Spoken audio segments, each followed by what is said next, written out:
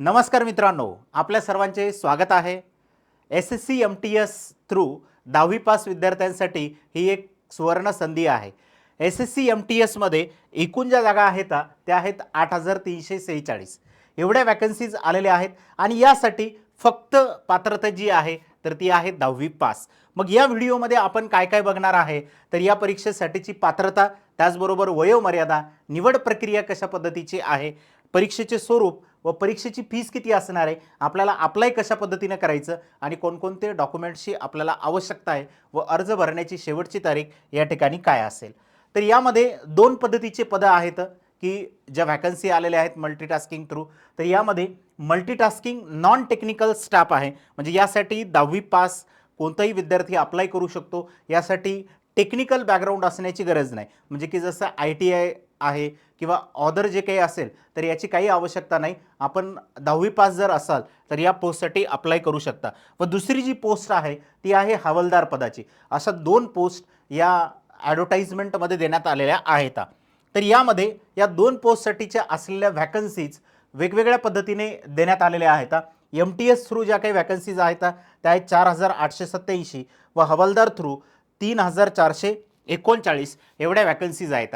आणि महाराष्ट्रातील विद्यार्थ्यांसाठी ही अजून एक आनंदाची बातमी आहे की हा जो पेपर आहे तो मराठी लँग्वेजमध्ये होणार आहे. या अगोदरच्या ज्या काही एक्झाम्स असायच्या ते हिंदी किंवा इंग्लिशमध्ये होत होत्या, पण आता ह्या मागच्या वर्षीपासून ज्या काही एक्झाम्स आहेत तर या लोकल लँग्वेजमध्ये सुद्धा होणार आहे. त्यामुळं आपण हा जो काही पेपर आहे तर तो मराठी लँग्वेजमध्ये सुद्धा देऊ शकतो. म्हणजे जे विद्यार्थी पोलीस भरतीची तयारी करतात किंवा अदर स्टेट एक्झामची तयारी करतात असे विद्यार्थी जे काय आहेत तर ही एक्झाम देऊ शकतात.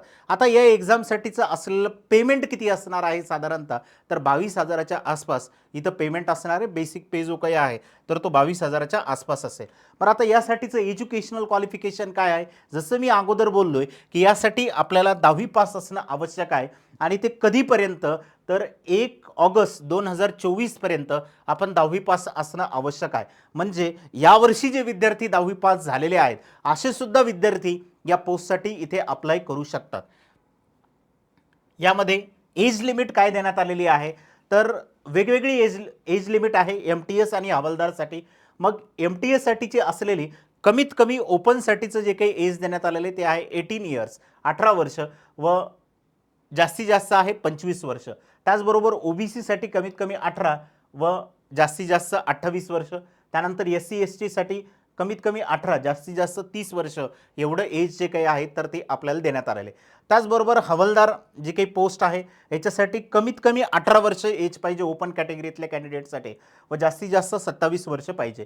त्याचबरोबर OBC मध्ये कमीत कमी 18 वर्ष जास्तीत जास्त 30 वर्ष व SC ST साठी कमीत कमी 18 वर्ष व जास्तीत जास्त 32 वर्ष एवढं एज आपलं असणं या ठिकाणी आवश्यक आहे. या एज लिमिटमध्ये जर आपण बसत असाल तर या पोस्टसाठी निश्चितरित्या आपण इथं अप्लाय करू शकता.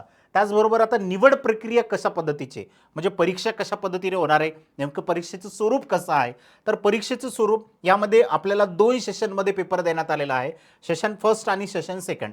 यामध्ये न्यूमेरिकल ॲबिलिटी आणि मॅथमॅटिकल ॲबिलिटी असं आपल्याला इथं देण्यात आलेलं आहे. न्यूमेरिकल आणि मॅथमॅटिकल जे आपण 10वी पर्यंतचं मॅथ्स शिकलेलं आहे हे सगळे यावरती आपल्याला विचारण्यात येणारे आहेत क्वेश्चन्स.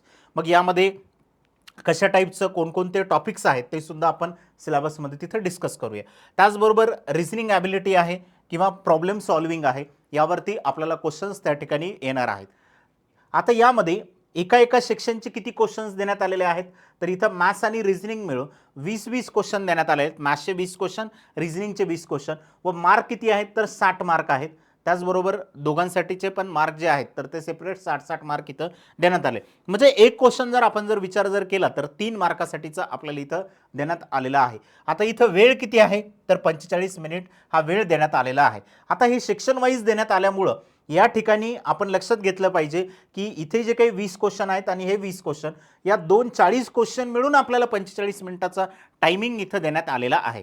त्याचबरोबर सेक्शन सेकंडमध्ये जर बघितलं तर जनरल अवेअरनेस आणि इंग्लिश लँग्वेज आपल्याला इथं देण्यात आलेला आहे. तर इथं जनरल अवेअरनेसमध्ये 25 क्वेश्चन असतील व 75 मार्क असतील. इंग्लिशमध्ये सुद्धा 25 क्वेश्चन व 75 मार्क अशा पद्धतीने जे काही आहे तरी निवड प्रक्रिया इथं असेल. यासाठीचा सेपरेट टायमिंग जो काही आहे तर तो 45 मिनिटं आपल्याला इथं देण्यात आलेला आहे. आता दुसरा महत्त्वाचा मुद्दा, ज्या विद्यार्थ्यांनी स्क्राईब घेतलेला आहे किंवा जे हँडिकॅप वगैरे आहेत तर त्यांच्यासाठी वेळ जो आहे तर तो इथं वाढवून देण्यात आलेला आहे. त्यांच्यासाठी 60 मिनिटं एवढा वेळ देण्यात आलेला आहे सेक्शन वाईज. ओके, म्हणजे 45 90 मिनिटाचा जो काही आपली एक्झाम या ठिकाणी असणार आहे, म्हणजे 1.5 तास ही एक्झाम इथे असेल. त्यानंतर यामध्ये जर बघितलं तर आता जे लोक MTS साठी अप्लाय करत आहेत यांच्यासाठी एकच एक्झाम असेल, एक सिंगल एक्झाम, जी की ही या ठिकाणी सांगण्यात आलेली आहे. सेक्शन फर्स्ट आणि सेक्शन सेकंड मिळून हा एकच पेपर होईल. ऑब्जेक्टिव्ह टाईप हा पेपर असणार आहे. त्यानंतर ज्या लोकांनी हवालदारसाठी अप्लाय केलं त्यांच्यासाठीच फक्त इथं फिजिकल होणार आहे. आता या ठिकाणी जर बघितलं तर आपल्याला वॉकिंग देण्यात आलेले, म्हणजे आपल्याला चालायचे फिजिकल टेस्टमध्ये जे काय आहे, तर इथं रनिंग वगैरे आपल्याला काही देण्यात आलेले नाहीये.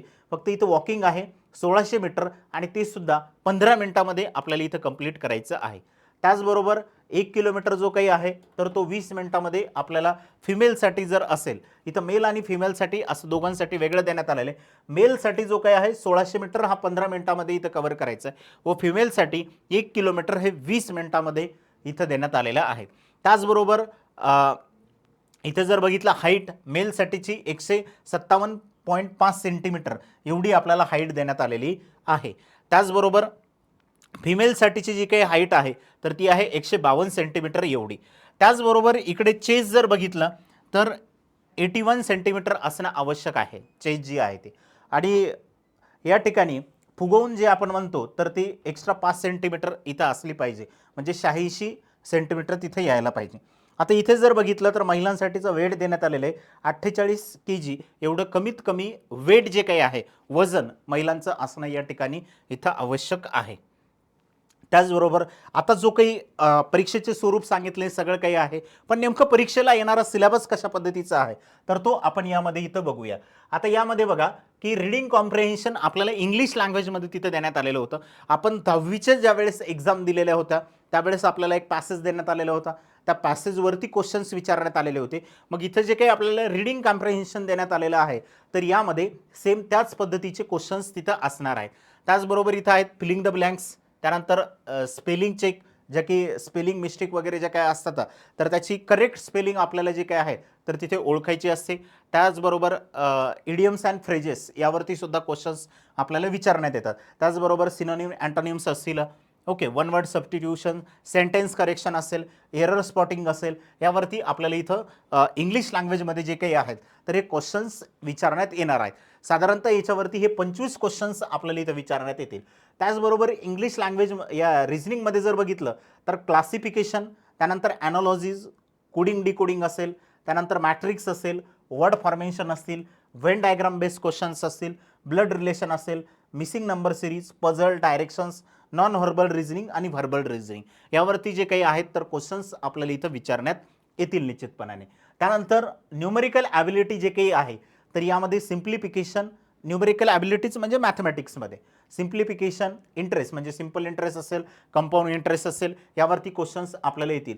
त्याचबरोबर ॲव्हरेज सरासरीवरती असेल, त्याचबरोबर गुणोत्तर प्रमाण असेल, त्यानंतर एजेसवरती वयवारीवरती आपल्याला क्वेश्चन्स विचारण्यात येतील. त्यानंतर टाईम स्पीड डिस्टन्स यावरती, पर्सेंटेज आहे, शेकडेवारी ज्याला आपण म्हणतो ते, त्याचबरोबर प्रॉफिट आणि लॉस, ओके, नफा तोटा, नंबर सिस्टमवरती असणार आहेत. त्याचबरोबर नंबर सिरीज असेल, मेन्शुरेशन म्हणजे जे जॉमेट्रिकल प्रॉब्लेम वगैरे असतात तर त्यावरती क्वेश्चन्स आपल्याला जनरली तिथं विचारण्यात येतात. त्यानंतर टाईम अँड वर्क आहे, इथं काळकाम वेग असेल, डेटा इंटरप्रिटेशनवरती काही क्वेश्चन्स येतात, एक डायग्राम किंवा एक चार्ट आपल्याला देण्यात येतो, त्यावरती इन्फॉर्मेशन त्याच्यामध्ये देण्यात आलेली असते आणि त्यावरतीच क्वेश्चन्स आपल्याला विचारण्यात आलेले असतात. एकदम सोप्या पद्धतीनं जो काही आपल्याला डेटा देण्यात आलेला आहे त्याचं ॲनालिसिस करून आपल्याला त्याचे आन्सर्स इथं द्यायचे असतात. त्याचबरोबर मिक्सरचे प्रॉब्लेम्स जे काही आहेत तर यावरती सुद्धा क्वेश्चन्स आपल्याला विचारण्यात येतील. त्यानंतर अल्जेब्रा असेल, जॉमेट्री असेल, ट्रिग्नॉमेट्री असेल, हे जे काही आपण 10वीपर्यंतचं शिकलेलो आहे याचवरती क्वेश्चन्स आपल्याला इथे विचारण्यात येतील सगळे काय. त्याचबरोबर आता जनरल अवेअरनेसमध्ये काय विचारण्यात येईल तर स्टॅटिक जीके, त्याचबरोबर सायन्स, त्यानंतर अवॉर्ड्स असतील याच्यावरती येतील, काही करंट अफेअर्सवरती, इम्पॉर्टंट डेज आहेत, आता जे काही इलेक्शन्स वगैरे झालेले आहेत त्याच्यावरती बेसिक जे काही क्वेश्चन्स आहेत तर ते आपल्याला विचारण्यात येतील. ओके, म्हणजे अशा पद्धतीने जे काही जनरल अवेअरनेसमध्ये असेल किंवा जनरल नॉलेजमध्ये असेल तर ते क्वेश्चन्स इथं विचारण्यात येतील. बरं, यासाठी आपल्याला बुक कोणते काय वापरायचं आहे तर ते सुद्धा मी शेवटी सांगतो की कशा पद्धतीने आपण कोणते बुक वापरले तर आपला स्कोअर लवकर आणि चांगल्या पद्धतीनं आपल्याला स्कोअर इथं करता येईल. तर यासाठी सगळ्यात महत्त्वाचं आहे मित्रांनो, मागच्या वर्षीचे जे काही पेपर आलेले आहेत तर ते पेपर सॉल्व करा. ते पेपर सॉल्व केल्याच्या नंतर त्यामधले काही जे क्वेश्चन्स आहेत SSCमध्ये तर ते रिपीट होतात. जसं आपण बाकीच्या एक्झाम जर बघितल्या तर त्या काही एक्झाममध्ये क्वेश्चन्स रिपीट येतच नाही, पण SSCमध्ये मागच्या जे काही क्वेश्चन्स आहेत तर ते रिपीट त्यामध्ये येतात. ओके, तर यासाठी एक लुसेंट पब्लिकेशनचं GK साठीचं जे काही क्वेश्चन बुक आहे तर ते सुद्धा आपण तिथे यूज करू शकता. जनरल अवेअरनेसचं जे काही बुक आहे तर ते तुम्हाला इथं कामाला येईल. त्याचबरोबर न्यूमरिकल ॲबिलिटीसाठी असेल किंवा रिझनिंगसाठी असेल किंवा इकडे इंग्लिशसाठी असेल, प्रिव्हियस इयर क्वेश्चन्स हे खूप आपल्याला कामी येणार आहेत आणि त्याचा फायदासुद्धा त्या ठिकाणी तिथे होईल. त्याचबरोबर परीक्षेचं या ठिकाणी स्वरूपामध्ये ही ऑनलाईन पद्धतीने एक्झाम्स होणार आहे. ऑब्जेक्टिव्ह टाईप जे काही आहेत तरी क्वेश्चन असणार आहे तिथं. त्याचबरोबर इथं निगेटिव्ह मार्किंगसुद्धा आपल्याला देण्यात आलेली आहे. आता याचे एक्झाम सेंटर कुठं असतील नेमके, तुम्ही तर याची सगळी माहिती दिली हे झालंय, पण एक्झाम सेंटर कुठे असणार आहेत तर एक्झाम सेंटर हे महाराष्ट्रामधले आहेत. यांचे कोड्स या साईडला तुम्हाला इथं देण्यात आलेले आहेत. हे सिटीचा कोड आहे, या सिटीच्या कोड अनुसार आपण इथं टाकू शकतो. इथे अमरावती, छत्रपती संभाजीनगर म्हणजे औरंगाबाद, त्याचबरोबर जळगाव आहे, मुंबई आहे, नागपूर आहे, नांदेड, पुणे, नाशिक, हे जे काही सेंटर आहेत तर हे महाराष्ट्रामधले देण्यात आलेले आहेत. तर आपण या ठिकाणी इथे अप्लाय करू शकता आणि हे जे काही सेंटर्स आहेत आपल्या सिटीपासून किंवा आपल्या घरापासून जे जवळचं सेंटर असेल तुम्ही त्याला तिथे टाकू शकता. हे कोड लक्षात घ्या, हे कोड आपल्याला देण्यात आलेले आहेत. या कोडवाईज आपल्याला इथं सिलेक्ट करायचे आहेत सेंटर्स. बरं, अप्लाय कशा पद्धतीनं करायचं, यासाठी असलेली फीस किती आहे? परीक्षेची फीस मेल कॅन्डिडेटसाठी जे काही आहेत तर 100 रुपये आहे. बाकी इतरसाठी 0 फीस आहे आणि ते मेल पण ओपन कॅटेगरीमध्ये जर असतील तर त्यांच्यासाठी फक्त 100 रुपये. बाकी फिमेल असेल किंवा इतर कॅटेगरीमधले मेल जे काही आहे तर यांच्यासाठी कुठलीही फीस वगैरे नाही. म्हणून या परीक्षेची फीस जास्त आहे त्यामुळं आम्ही अप्लाय नाही केलं, या कारणामुळे अप्लाय नाही केलं. तर या ठिकाणी जे काही आहेत तर सेंटर तर आपल्या जवळचं असणारच आहे, शिवाय आपली फीससुद्धा या ठिकाणी जे काही आहेत तर ती कमी आहे आणि सिलेबससुद्धा जो काही आहे तर तो सोपा आहे. आता इथे अप्लाय कसं करायचं तर वेबसाईट देण्यात आलेली आहे. मी ते डिस्क्रिप्शन बॉक्समध्ये सुद्धा तुम्हाला वेबसाईट दिलेली, त्यावरती क्लिक करून तुम्ही त्या ठिकाणी तिथे अप्लाय करू शकता. ssc.gov.in या वेबसाईटवरती जाऊन आपण इथे फॉर्म जो काही आहे तर तो फिलअप करू शकतो. ओके, आता याचं फॉर्म फिलअप करण्याच्या डेट्स काय आहेत, कधी आम्ही यासाठी अप्लाय केलं पाहिजे तर ॲप्लिकेशनची जी काही डेट आहे ऑनलाईन ॲप्लिकेशनची ती आहे 27 जून ते 31 जुलै. 27 जून ते 31 जुलैपर्यंत आपण या ठिकाणी जे काय आहे तर अप्लाय करू शकतो. ओके, जर समजा लास्ट डेट तुमची रिसिप्ट ऑनलाईन जर असेल ॲप्लिकेशनची तर ती 31/7/2024 पर्यंत तुम्हाला पेमेंट या ठिकाणी इथे करायचं आहे. त्याचबरोबर या ठिकाणी लास्ट डेटचं मेकिंग ऑनलाईन फीस जी काही असेल पेमेंट याची करण्याची 1/8/2024 आहे. म्हणजे की तुम्ही शेवटचं 1 ऑगस्ट रोजी पेमेंट जे काय आहेत तर ते करू शकता. पण शेवटच्या तारखेची वाट न बघताना आपण लवकरात लवकर यासाठी अप्लाय करायचं आहे, जेणेकरून नंतर मग वेबसाईटवरती काहीतरी प्रॉब्लेम येतो. ओके, फॉर्म फिलअप होत नाहीत, मग यासाठीच आपण लवकर इथे अप्लाय केलेलं पाहिजे. ओके, तर याची एक्झाम कधी होईल साधारणतः तर ऑक्टोबर-नोव्हेंबरमध्ये जी काही आहे तर याची एक्झाम्स या ठिकाणी होणार आहे. पण तुम्हाला काही प्रॉब्लेम आला फॉर्म फिलिंग करता वेळेस वगैरे तर तुम्ही हा हेल्पलाईन नंबर त्यांनी दिलेला आहे, याच्यावरती तुम्ही तिथे जे काय आहे तर कॉन्टॅक्ट करू शकता आणि काही जर प्रॉब्लेम्स असतील तर त्या संदर्भात तुम्ही विचारू शकता. आमच्या फॉर्ममध्ये काही चुका झालेल्या आहेत, मग त्यासाठी आम्हाला करेक्शन करायचं आहे तर त्यांनी 16 ऑगस्ट आणि 17 ऑगस्ट या 2 दिवशीच्या डेट दिलेल्या आहेत. या दिवशी तुम्ही फॉर्ममध्ये जर काही करेक्शन असेल तर त्या ठिकाणी जे काही पेमेंट सांगण्यात आलेलं आहे तेवढं करून आपण त्या फॉर्ममध्ये करेक्शन तिथे करू शकतो. फॉर्ममध्ये करेक्शन कधी राहील जर आपण फॉर्म भरता वेळेस निष्काळजीपणा जर केलेला असेल, काळजीपूर्वक फॉर्म जर भरला तर आपल्याला कुठेही काही प्रॉब्लेम येणार नाही आहे. ओके, देन जे काही सारथी एज्युकेशन आणि सारथी सरळ सेवा या दोघांचे पण जे काही टेलिग्राम चॅनल आहेत ते आपण इथे जॉईन करा, जेणेकरून आपल्याला नवनवीन अपडेट मिळत राहतील. व यूट्यूब चॅनलला सबस्क्राईब करायला इथे विसरू नका. सारथी एज्युकेशन आणि सारथी सरळ सेवा या दोन्ही चॅनलला जे काही आहे तर आपण जॉईन करावं. खूप खूप धन्यवाद.